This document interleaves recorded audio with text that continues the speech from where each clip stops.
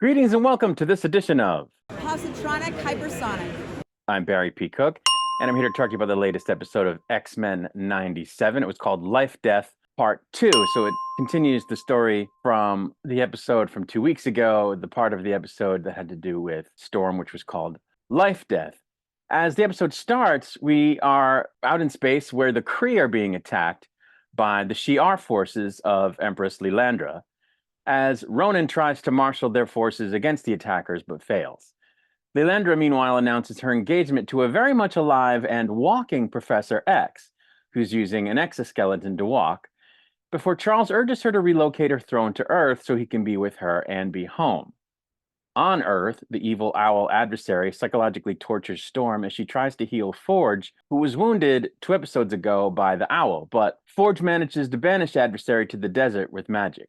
Back in space, the Empress's sister Deathbird objects to the Empress's marriage to Charles and potential relocation of the throne world to the ghetto of the Milky Way galaxy, and challenges Charles to prove his worth to the Shi'ar by forfeiting his memories of his life on Earth, which he's reluctant to do, but then agrees to do, only to then hesitate later, causing Deathbird to throw a hissy fit and attack her sister, at which point Charles decided he'd had enough of her malarkey and psychically whisked everyone present away to the astral plane for a schooling.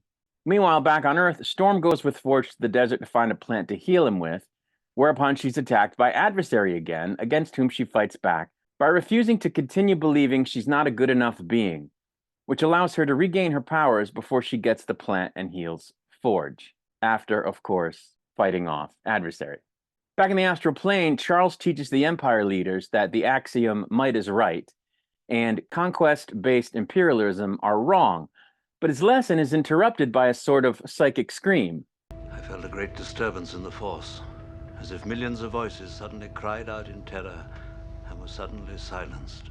Depicting Gambit's death and the devastation of Genosha, which causes him to decide to leave his love and go back to Earth. As the episode closes, we see that Mr. Sinister, who was apparently behind what happened in Genosha, which he was able to accomplish because he got the codes for Master Mold from Bolivar, is not yet done with his evil plans. Also, before the end of the episode, Storm sees a news report of what happened on Genosha, and of course is horrified. And that's where the episode ended. So I liked this episode much better than the one from a couple of weeks ago, and in fact, better than last week's episode, even though everybody thought last week's episode was fantastic. I thought that the animation of the stuff with the Shi'ar was just really fantastic. Everything looked really, really great and space-like and sci-fi-like and just looked amazing. And, I was glad to see 6 episodes in what actually happened to Charles. So that was cool to see. And, there was a lot of great action and fighting and stuff with pew pew and whatnot. So that was cool. And, I liked how we got to see Storm get her powers back. I think it's safe to say we all knew that was going to happen. It was just great to see it finally happen. And there again, the animation was really good. She's flying through the desert after she gets her powers and kicking up all kinds of storms. And you could see it from space. And it was just really, really cool. And I can't wait to see her rejoin the X-Men and join the fight, which apparently also is going to involve Mr. Sinister, which I think is pretty great. He's pretty cool. And I knew we hadn't seen the last of him when we last saw him. So I was happy about that. I do have a question. When Charles gets back to Earth, is he going to have the exoskeleton? Are they going to let him have it? And if not, will he make his own exoskeleton? And if not, why? Why? I mean, it's an alien technology, but it can't be beyond his capabilities. Because he built the mutant finding helmet thing, the name of which I forget. And that's like a super duper advanced piece of technology. There's no way he could invent an exoskeleton. That's what we're supposed to believe. That's a little crazy. I really liked the bit where Charles was like, okay, I'm done playing. I'm mentally taking all you guys to the astral plane and we're gonna have a lesson. I thought that was pretty badass.